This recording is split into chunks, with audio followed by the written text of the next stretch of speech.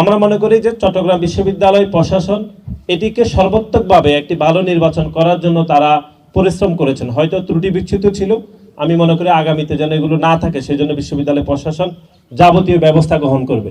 আমি যেটি আসলে মনে করছি সেটি হচ্ছে চট্টগ্রাম বিশ্ববিদ্যালয় ছাত্র সংসদ নির্বাচনের বা যে এনভায়রনমেন্ট ছিল বা নির্বাচনটি যে প্রক্রিয়া হয়েছে, কিন্তু সেটি ঢাকা বিশ্ববিদ্যালয়, জাহাঙ্গীরনগর বিশ্ববিদ্যালয়, এমনকি আজকে যেটি হচ্ছে সেই বিষয়ের সাথে এটি একটি ভিন্ন প্রেক্ষাপট ছিল বলে মনে হয়।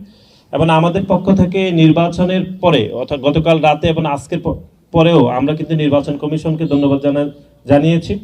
আমরা বলেছি বিভিন্ন অব্যবস্থাপনা ছিল, ত্রুটি ছিল, তারপরেও আমরা বিশ্ববিদ্যালয় প্রশাসন, নির্বাচন কমিশনকে আমরা ধন্যবাদ জানিয়েছি। এটা একটা ইতিবাচক। কিন্তু আপনি দেখেন ঢাকা বিশ্ববিদ্যালয়ে নির্বাচনের বিষয়ে শুধু আমাদের পক্ষ থেকে অভিযোগ করা হয়নি, বরং যতগুলো প্যানেল অংশগ্রহণ করেছে তারা কিন্তু অভিযোগ করেছে। যদি চাও টেস্ট, স্বাদ টমেটো সসই বেশ।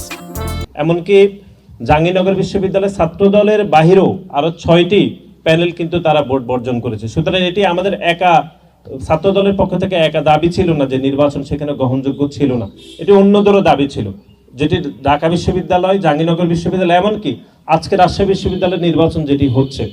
কিন্তু আমরা এখানে বলছি যে এখানে বিভিন্ন প্রতিবন্ধকতা ছিল, ত্রুটি বিচ্যুত ছিল, প্রশাসনের একটি রাজনৈতিক দলের এজেন্ডা বাস্তবায়ন করেছে, এটি যেরকম সত্য, একই সাথে নির্বাচনের পরিবেশ বা নির্বাচন প্রক্রিয়াকে আমরা ইতিবাচক দেখছি। অন্তত চট্টগ্রাম বিশ্ববিদ্যালয়ে যে আমরা জিতেছি এই জন্য নয়, বরং গতকাল আমাদের বিভিন্ন অভিযোগ ছিল সুনির্দিষ্টভাবে, সেগুলো আমরা নির্বাচন কমিশনকে অ্যাড্রেস করেছি, তারা সেগুলো সমাধান করার চেষ্টা করেছে। আমরা 2টি হলে নির্বাচনের ভোট গণনার যেহেতু অসুবিধা হয়েছে, আমরা সেগুলো পুনর্গণনার দাবি করেছি, তারা সেগুলো বলছে পুনর্গণনা করবেন।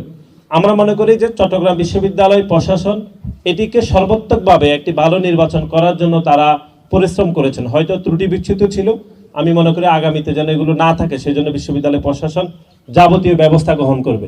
কিন্তু সেটি কোনোভাবে প্রমাণ করে না যে ঢাকা বিশ্ববিদ্যালয়, জাহাঙ্গীরনগর বিশ্ববিদ্যালয়, এমনকি রাজশাহী বিশ্ববিদ্যালয় আজকে যে নির্বাচন হচ্ছে সেটির সাথে চট্টগ্রাম বিশ্ববিদ্যালয়ের নির্বাচনকে আমরা এক কাতারে নিয়ে যাচ্ছি না।